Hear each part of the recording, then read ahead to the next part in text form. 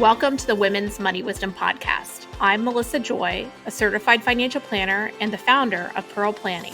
My goal is to help you streamline and organize your finances, navigate big money decisions with confidence, and be strategic in order to grow your wealth. As a woman, you work hard for your money, and I'm here to help you make the most of it. Now, let's get into the show. Just a quick note before we dive in. The information that we share is meant to educate and inspire, not to serve as personalized financial advice. Everyone's situation is unique, so be sure to consult with your own financial professional for guidance that fits your life. And just so you know, the opinions shared in this podcast are my own and those of my guest, and they don't necessarily represent those of any organizations that I'm affiliated with. For more important disclosures, please go to our webpage at pearlplan.com. Now, let's get started. Welcome back to the Women's Money Wisdom Podcast, and I am thrilled to have our next guest. She's been on my list for quite a while. We're going to talk about great advice on how to manage your career. It's about mentality. It's about how to think about your human capital, and I'm thrilled to be joined by Jackie Simon, who is an executive coach, and she works with managers, directors, vice presidents, and newly promoted executives to step confidently into your role, drive results, and build high-performing teams. Jackie, welcome to the podcast. Thank you so much, Melissa. I am so excited to be here. You rolled out the red carpet for me, and I couldn't be more thrilled. So thank you. Well, the feeling is mutual. I think you have given amazing advice to strong female leaders who we both know, and I've followed you. You always have great suggestions and advice on LinkedIn.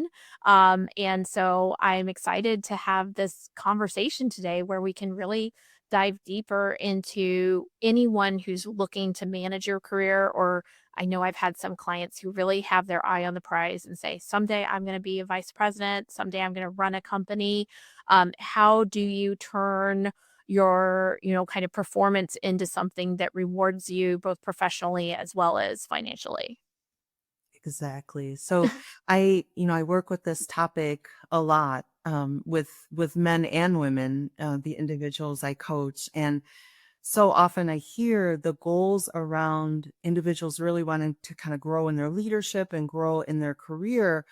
But what's lacking is a plan and a strategy. It's actually not unlike our financial portfolios. People come to you for the strategy so that they have the advice and the guidance they need to really grow their money. But so many times people come to me and say, these are my goals. And then I say, great, what does that look like? How do you get there? And they say, well, I'm going to work hard. And I say, that's great, but it's now time to start kind of shifting your mindset, because hard work is wonderful, but hard work isn't necessarily going to correlate to the compensation and the financial reward that you're looking for in the long term. Well, I can't tell you how much when you work with someone where you see their strategic thinking when it comes to both their career, and then of course when you have strategy, it's likely that you're really working to contribute at the company level or team level. As a business leader, that is an instinct that is so desirable that, just having that strategic shift can really automatically put you at the front of the line for the next promotion, for the next big project, for the next resume builder. Yeah, that's exactly right. So, a lot of times with the women that I work with, the individuals I work with, we talk about leverage, we talk about transformation, and that's really such a huge mindset for so many professionals and even business owners. So it's the shift from thinking about trading your time for money, and instead thinking about what's the transformation that I can bring as a leader, as an individual contributor in this business where I'm working. So in the early days of our career, often we look at, okay, I'm going to work hard. I'm going to put the time in. People are going to notice. and I'm going to do great things. And before you know it, I'm going to be in the C-suite. I'm going to, make those executive roles. But working hard just is not enough. And unfortunately, especially as you get to the more senior roles, it's less likely that you will be noticed for your hard work.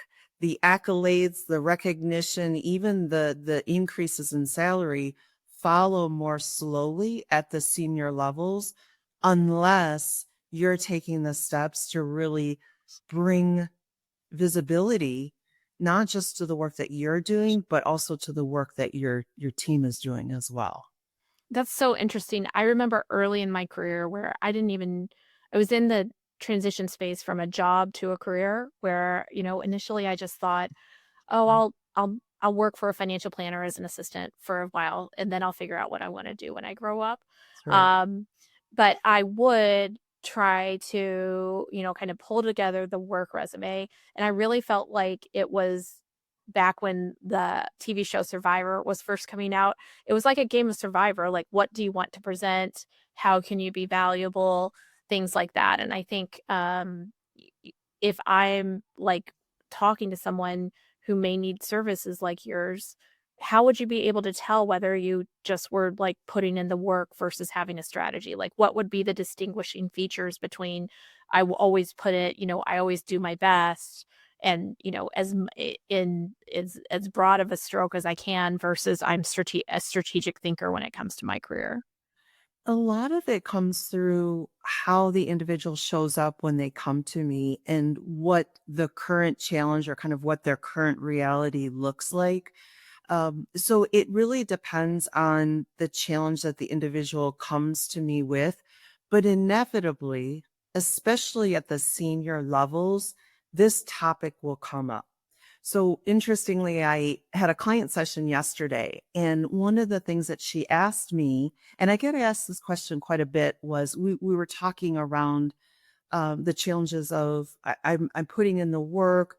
I don't feel like I'm getting anywhere with my team or my impact. I feel like the only way to prove myself is to keep working harder. And then at one point in the session, she said to me, do people come to you a lot with this? Like, is this a common challenge that people bring to you? And I said, oh my gosh, Melissa, if I could even had a dollar for the number of times that executives came to me with that, I would be retired right now. You would have set me up with this amazing financial strategy, and I'd probably be on the casino on the strip right now, blowing some of my retirement on craps. But it definitely is something that comes up quite often is around this concept of wait a minute, and this aha moment of I'm not working to prove myself anymore because I'm already at the table.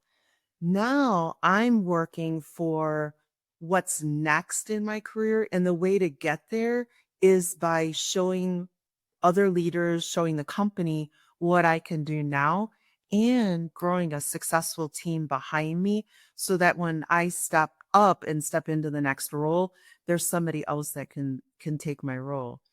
In fact, yesterday, part of the conversation was, and this comes up very often for men and women, was um, I'm afraid that I'm going to put myself out of a job.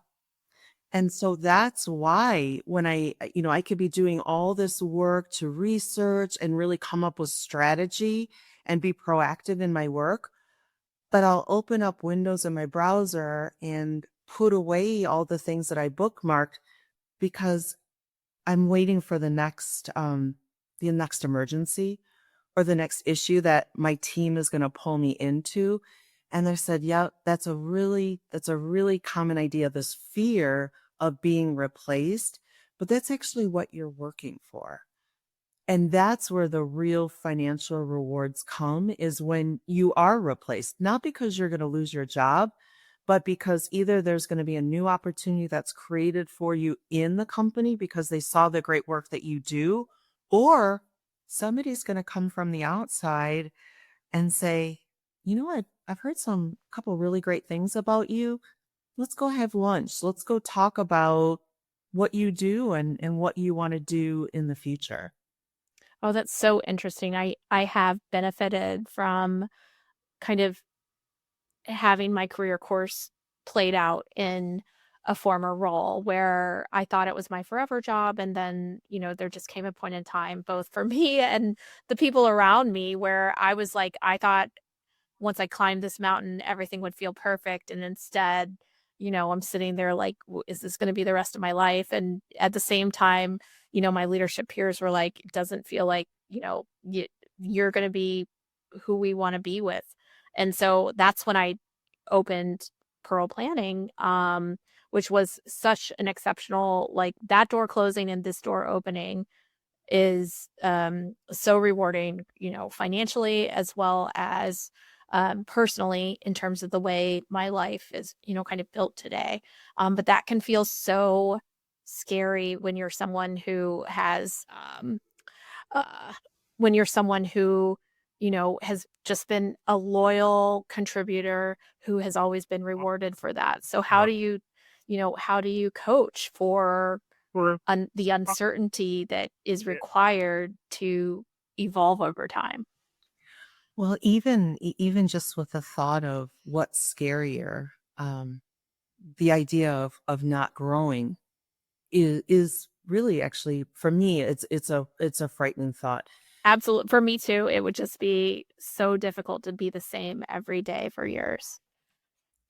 So I in some of the work that I've done, I've helped women executive leaders land jobs, and I've helped a few women who are even in their mid to late 60s. They're not ready to stop working. They love what they do, but they found themselves at a point where they were in a layoff and they were really afraid about their employability and what that might look for them. And through the coaching and helping them kind of make the transition, they actually landed better. And that's always the goal. The goal isn't to go backward no matter what age you are or where you are in your career, male or female. The goal is to always be moving forward. The factors that I find that really help individuals work well into their 70s, and these are more specifically people who don't own their own company, but they're working for employers, is just showing that you're willing to learn and that you have an appetite for change and that you don't want to stop working or stop learning in particular. The people that show that, I've actually seen individuals in there, and this gets frightening, particularly for women, because a lot of times they'll come to me and say, I'm in my mid 50s, I'm in my late 50s. I find myself in this position of having to find the next job. I don't have a means to retire, but I'm really afraid that no one's going to hire me. And I say to them all the time, as long as you show a willingness to learn and that you're continuing to learn and that you've kept your skills up to date, you will actually, believe it or not, you will actually have more ease in finding your next job, and a great job, than someone who might be in their early to mid 30s who shows up and shows that they are kind of stuck where they are. And more importantly, they show that they're not a learner. They're closed. There's this idea around active open mindset and closed mindset. So Mm-hmm. the more you show up with an open mindset, the more likely that you will have opportunities well into the future. I also find this comes up very often. People who want to make a job shift, especially in this economy, I'm hearing it more and more. People will say to me, if I have to take a step backward in pay, I'll do that. Because once I go into the company and I show my boss how hard I work and the great work that I do, they're going to reward me. And I'll say, the time to get the money is going in. So, and I say to them, I say, I'm not the coach that you want to work with if you're willing to either stay where you are or go backwards to get the break that you want. There's also this idea of, well, if I'm switching industries, I'll probably have to take a step back. And I'll say, no, you don't. And that's not the mindset that I recommend that you go in with. Go in with the mindset around what you're going to do in the company, the transformation and the impact that you'll make, regardless of the industry that you're in, regardless if this is a new industry for you. And that's what you base your value on. So go in and get the money, because the money doesn't follow once you're in the company traditionally, unless it's a Hmm. huge promotion. And then if it's a promotion, negotiate. Even if you're in the company, negotiate for your salary. A lot of times your boss will come to you, HR will come to you and say, well, this is kind of the level. So like you're a level 7 executive, this is the pay and comp that comes with it. But if it's not the level that you want to be at, then ask for more. Tell them, well, based on the responsibilities, based on what I know I'm capable of doing, this is what it needs to look like. And be willing, be brave, be willing to be told no. You're probably not going to lose your job, but you may hear no. And then that's a point where you decide, is it time for me to move on? And the reality is you're more likely to get more money making moves than you are staying in the company that you are in currently. So you got to kind of find that sweet spot of when it's time to move on, because it's time to be seen for what you're capable of doing and for the compensation that you deserve. So interesting. I also think when you ask for more, you are automatically, once you start that ask, if there's not, kind of bad blood, which is on them, not you necessarily, then you are automatically, your employer knows the next time they review a salary pool or do, annual increases, they know you are engaged and proactive. And that automatically creates an assumption that they will probably work you in first for the bumps if there's like a limited budget. Um, and I agree with you. I see so many cases where people are radically shift their comp when they go from one company to another. In many cases, there's equity compensation at the new company, and you may not have been in line for that at your current company. Right. And this is just where the company is choosing to put up, kind of their best foot forward. So I've seen so many of those cases where a career shift can be an incredible like additive to your compensation, which of course as a financial planner it increases your financial foundation as well. That's exactly right. Any move, even for individuals who may be listening to the show and are saying, well, this is great, Jackie, but I've been recently laid off.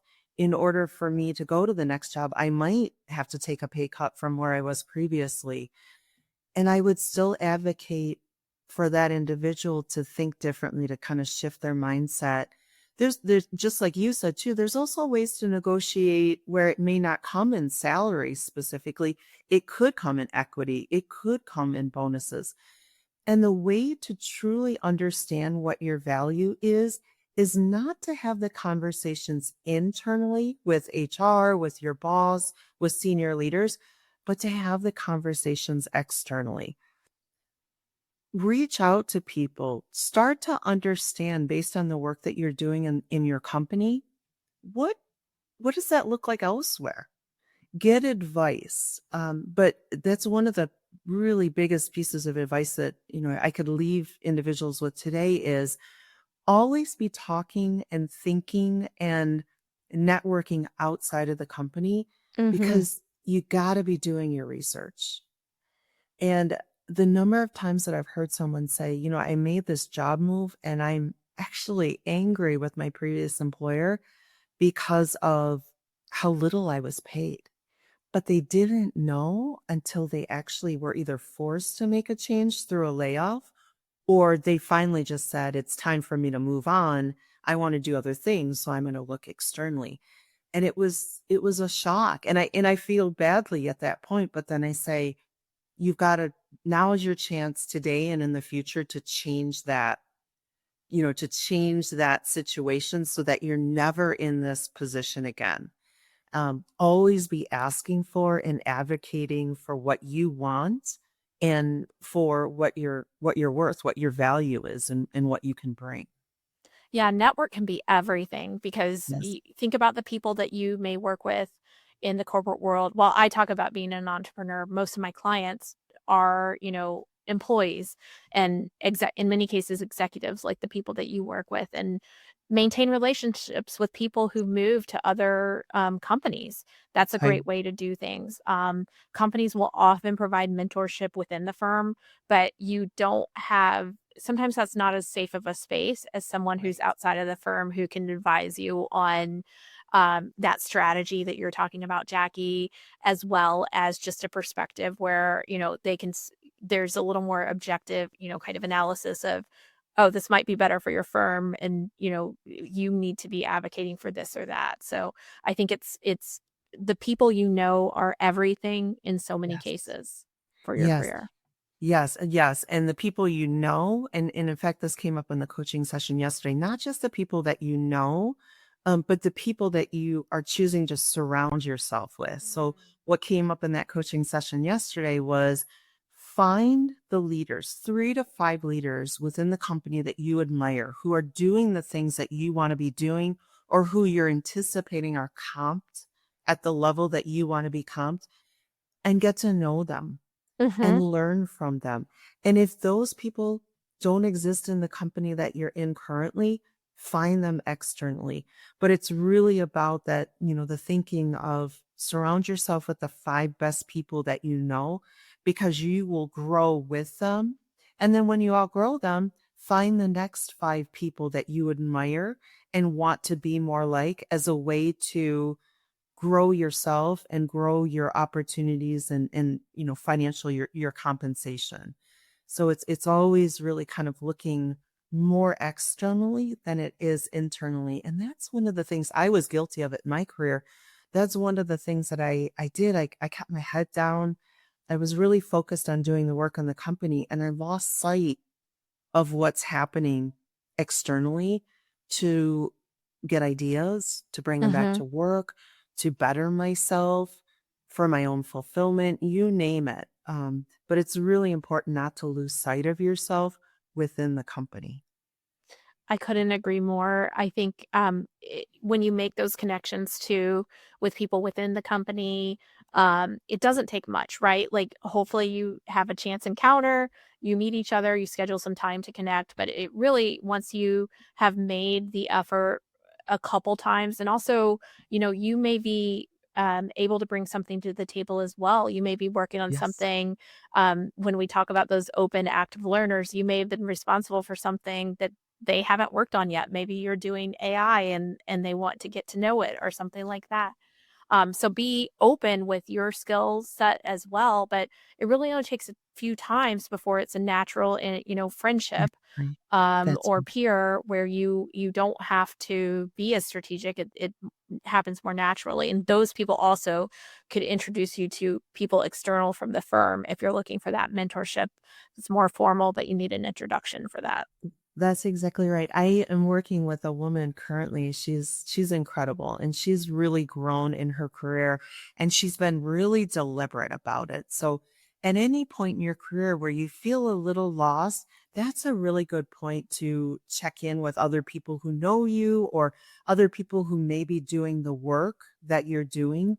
One of the most favorite questions I have, at the end of, say, a mentorship program or a mentorship meeting or a networking meeting, is ask the person that you've just met with, is there anyone else that you think I should know? And try to leave those mentorship meetings and those networking meetings with one more introduction, and then reach out to that person. Really leverage the introduction, because you never know who you'll be meeting, and who you'll be, and who, what you'll learn from them. But this particular woman that I'm working with, she works for a global company, and the company is actually headquartered in a country that is non-English speaking. And so there's offices in the US, but the primarily the work is done out of this particular non-English speaking country. So she got the advice that she really needed to develop her relationships with these 3 individuals in the home country abroad.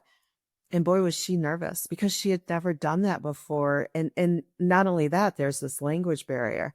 So she said, I didn't know how to approach it. So I just approached it at a really personal level. I went, I introduced myself, and we spent 30 minutes talking about each other not Oh, I about love work. that. Yeah, not about work. And there was so much to learn because she lives in the US, they live in in this country abroad. So many things. They're married, they have families, so does she. Just so many cool things that they could talk about. And at the end of the meetings, she makes little notes. So that way when she goes back in and she meets with them, she could say, "Hey, how's your son's soccer game?" Or, "How's your daughter doing? How are her classes going?" But anyway, funny enough, she told me, and I think this is the coolest thing. She said, "You know what? It turns out that I have a better relationship now with these three individuals who literally work in the same office. They don't even talk to each other. And I have these great relationships." And just thinking about now all the things that she can accomplish with them as a result of just working out, and, we're reaching out and building a relationship with them. And her language skills are improving because she's also really trying to focus on building her skills in the home office country. Well, that is a great tactical example of where, that might feel awkward if you're a listener. But and I can think of other examples when I was younger. If I go to a conference, I'd say I want to have two or three names that I can follow up with after. And some of them would stick where they became either lifelong friends, professional resources. So do be intentional with your time and your energy. It can really multiply for you if you use it what some would call awkward, but I would say just like you're describing strategically. That's exactly right. And let's be honest, it is awkward. I'm not here to say that it isn't awkward. We were just talking earlier, you and I, Melissa, that my family and I moved here to Las Vegas 5 years ago. And talk about, there's this common thought about how difficult it is to make friends as an adult. And boy, did I feel that, and especially we came here during COVID, when we were all masked. So trying to build these relationships with masks on, right? And then all of a sudden the vaccines start rolling out and the masks come off. And then I had to like reacquaint myself with what the person really looks like. And that was like awkward all over again because I had these ideas of what they look like. And it turns out that's not what they look like. So I live it all the time because of living in Vegas. It's such a great conference town. So I Yeah. try to get out to the conferences and I just, the way to get around it is the more you put yourself in the situation, the easier it really does get. I mean, I know it's a cliche. I know everybody says it, but it is really true. Just putting yourself out there, it does get easier. Well, that's so valuable. I think nowadays too, I've run into so many people who either aren't loving their job or also feel uncertainty. There's rumors of the rumor of the destruction of the US economy is greatly exaggerated thus far, but there's, rumblings of, potential recession associated with economic changes. How does someone who's feeling that uncertainty and those dynamics approach either a job search or a decision whether to, just like hunker down and stay safe in their role or, take these perhaps more risky or courageous like career moves or, put themselves out there? How do you manage that dynamic? And it's such a great question, Musa, because it's something that continues to come up, particularly over the last year or so with the change in the administration and the uncertainty with all kind of the changes across the US and then the impact to the economy. I mean, are we in a recession? Are we not? I don't Not know. yet, I don't think, at least You're according to, we're not going on vibes, we're going on numbers. So far so good. We'll see what's next, and there will eventually be a recession. This is just one of the facts of life, right? So, right. That's exactly right. What comes up must come down kind of thing. But no, and I think I continue to ask, are we, aren't we? And your answer is really consistent with the feedback that I get. The number one piece of advice that I would give is don't make any assumptions, meaning the assumption of I'm safer where I am than if I put myself out there and make a change. Because at the end of the day, nobody knows that. If I had a crystal ball, oh my gosh, I wouldn't be a coach. Let me let me tell you that. But there are no crystal balls, unfortunately, so nobody really knows. And so what I always suggest is when I'm talking with someone, I'll say gently, of course, well, how do you know that? How do you know that it's safer to stay where you are, especially if you want to go? And one of the things that I tell people is you when you've gotten to the point where it's really difficult to kick the covers off in the morning, that's when you know you've stayed too long. So go before it's really hard to get out of bed. And I know everybody's thinking, well, it's Mondays, it's really hard to get out of bed. But if you can't find a purpose to your day and something positive that you're looking forward to accomplishing or achieving, then it's either time to go or it's important to start looking at your options. 80%, 80 to 85% of jobs come through your network. So there's a ton of frustration out there from people, rightfully so, about job postings. I applied to this job. I went back to it yesterday. The job was pulled. It's closed. Or I haven't heard anything. I applied to this job. I always tell people, don't fall in love with the job posting. Mm. So if you see a great job posting out there, please don't fall in love with the job posting because it's like hoping and wishing for a change. And there's no certainty that that job is actually really in existence. A lot of companies test the water and they'll post a job just to see what the talent looks like external to the company and then make decisions about whether or not they're going to promote internally or maybe close the job rec because of budgets. So prove your hypothesis. I was on a webinar last week, and one of the big things that the takeaway was prove your hypothesis. Think about, what the possibilities are and then test it out. Have some conversations.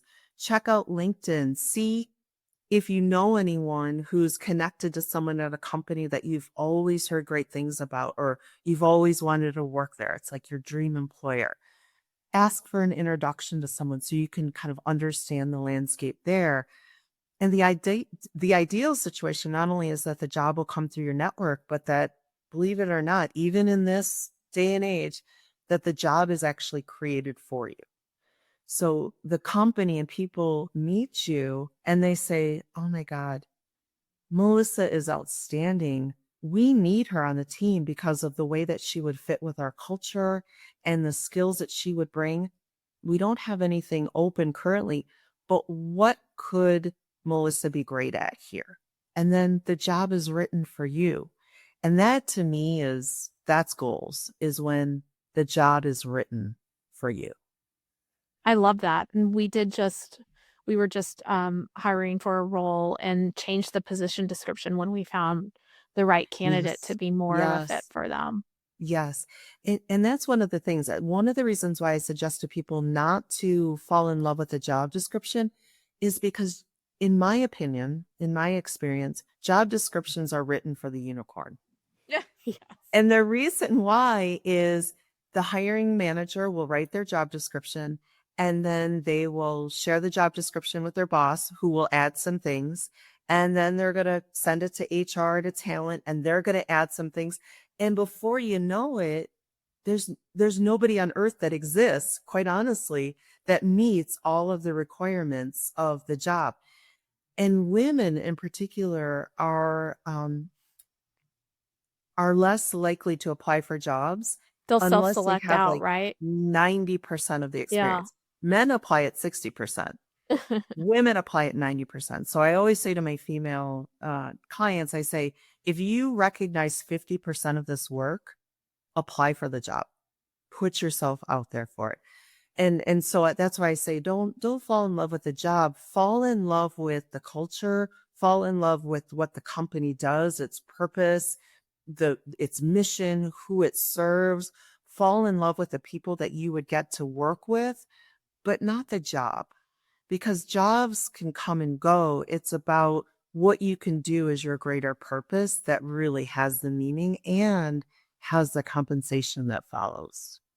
I couldn't agree more, and if I could just put in a plug for financial planning services, I think that when you integrate the advice or the concepts of your financial plan into your considerations for your career, it can Yes. give you the space to take more risks. It can let you know that you do have the space, the emergency reserves for a gap in Yes. employment if you decide, this isn't working for me anymore. I'm thinking of one client now who, kind of felt like they'd hit the end of the road for their current position, and they were confident in their network and their skills, and chose to say, this is what I'm going to end my work here, and started looking after they put in their notice with their current job, and Mm. were able to get a 2 to 3 month gap where they, kind of did some things for themselves and got a terrific new position that was like a step on their career ladder afterwards. That's not the I don't start with like, hey, quit your job and YOLO, but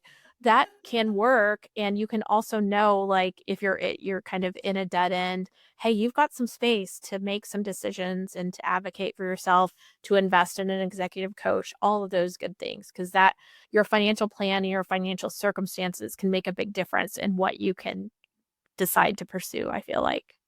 That's exactly right. So just as much as you want to have a financial strategy, a financial plan, you've got to have a career strategy. And if I you love don't that. know, that's okay. You don't have to know. Just come to a coach, go to friends, go to people that you admire externally, and just have some ideas. And just with some ideas, it's amazing then what you can craft. I was working with a woman last year. She is exceptional, and she lost her job and Hmm. was the primary income provider in her family.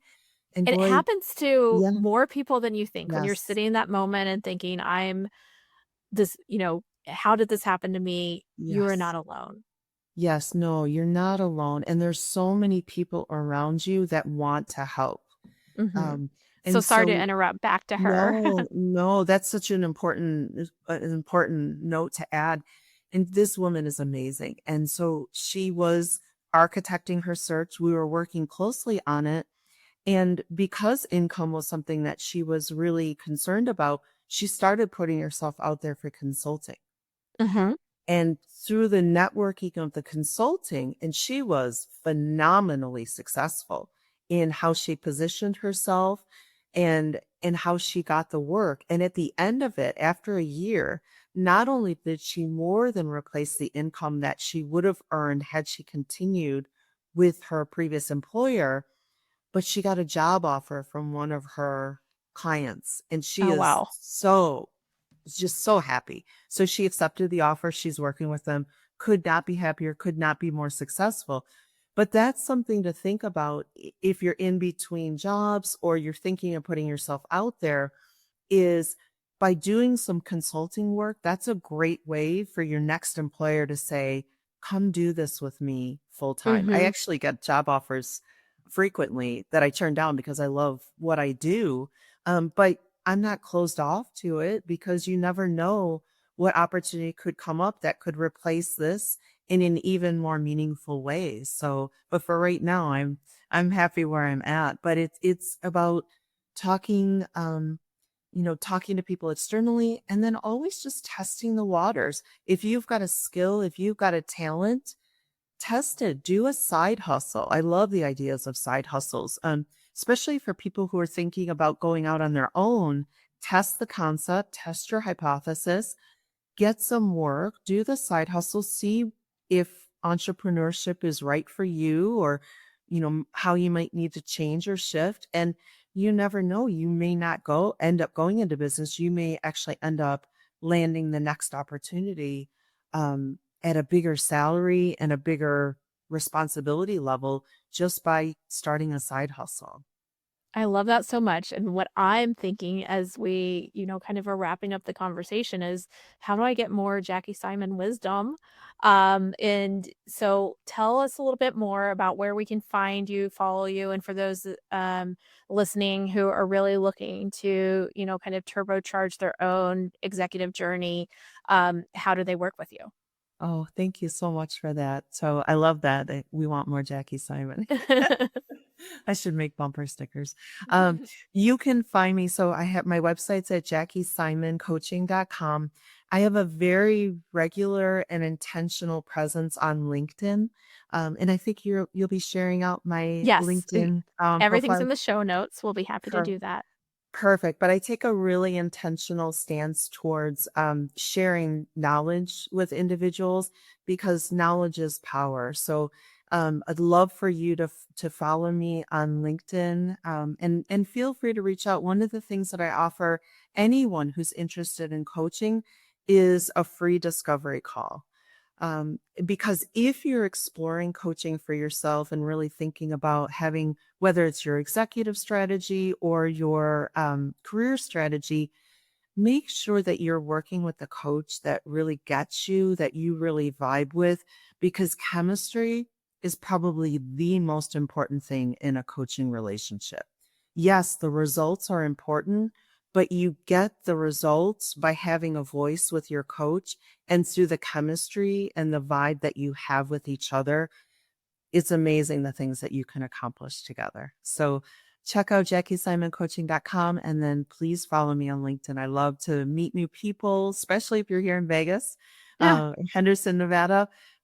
Meet new people, connect with new people. Always happy to share out and give people ideas so that they can just continue to grow in what they do. Well, the next time I'm in Vegas, I'm going to try to see if we can pencil in a lunch. And Yes. thank you, Yes. Jackie, for your advice. I already just am embracing the reminders that, your career isn't something that happens to you. That's You own that and the results and outcomes from it. And we could all use those reminders on the opportunities to really be strategic in our thinking when it comes to our career. That's exactly right. Thank you for joining us and have a great week. Thank you.